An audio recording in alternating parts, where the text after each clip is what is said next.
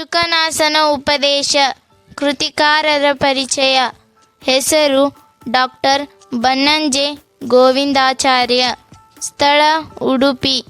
ಕಾಲ 3/8/1936. ಕೃತಿಗಳು: ಭಗವಂತನ ನಲ್ನುಡಿ, ಮುಗಿಲು ಮಾತು, ನೆನಪಾದಳು, ಶಕುಂತಲೆ, ಮತ್ತೆ ರಾಮನ ಕತೆ.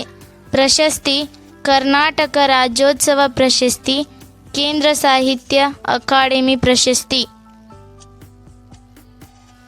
ಅಭ್ಯಾಸ: ಕೊಟ್ಟಿರುವ ಪ್ರಶ್ನೆಗಳಿಗೆ ಉತ್ತರಿಸಿ. ಯಾರಿಗೆ ಗುರುವಾಣಿ ಹೊರೆ ಎನಿಸುತ್ತದೆ? ಮೂರ್ಖ ಕಿವಿಗೆ ಗುರುವಾಣಿ ಹೊರೆ ಎನಿಸುತ್ತದೆ. ಯಾರ ಕಿವಿಗೆ ಉಪದೇಶ ನಾಟುವುದಿಲ್ಲ? ಅಹಂಕಾರ ತುಂಬಿದ ರಾಜಮನೆತನದಲ್ಲಿ ಹುಟ್ಟಿದವರ ಕಿವಿಗೆ ಎಂಥ ಉಪದೇಶವೂ ನಾಟುವುದಿಲ್ಲ. ದುಡ್ಡಿನ ಪೈತ್ಯ ಅವರಿವರಿಗೆ ಯಾವುದು ಕ್ಷುದ್ರವಾಗಿ ಕಾಣುತ್ತದೆ? ದುಡ್ಡಿನ ಪೈತ್ಯ ಅಡರಿದವರಿಗೆ ಜಗತ್ತೆಲ್ಲ ಕ್ಷುದ್ರವಾಗಿ ಕಾಣುತ್ತದೆ.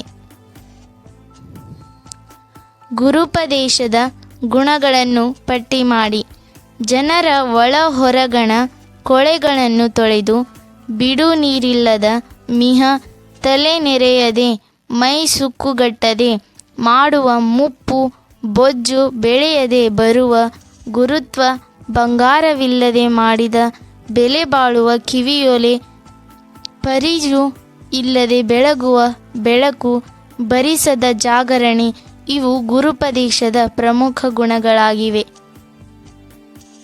ರಾಜರ ಪ್ರಕೃತಿ ಹೇಗಿರುತ್ತದೆ? ರಾಜರ ಪ್ರಕೃತಿ ಹೇಗಿರುತ್ತದೆಂದರೆ ಅಹಂಕಾರದ ದಾಹಜ್ವರ ತಲೆಗಡರಿ, ಅವರ ಬಗೆಯಲ್ಲಿ ಕತ್ತಲು ತುಂಬಿರುತ್ತದೆ. ಇದು ಎಲ್ಲ ದುಡ್ಡಿನ ಮಹಿಮೆ. ದುಡ್ಡು ದುರಭಿಮಾನದ ತವರು. ದುಡ್ಡಿನ ಪೈತ್ಯ ಅಡರಿದವರಿಗೆ ಜಗತ್ತೆಲ್ಲ ಕ್ಷುದ್ರವಾಗಿ ಕಾಣುತ್ತದೆ. ರಾಜ್ಯ ಎನ್ನುವುದು ಒಂದು ವಿಷ.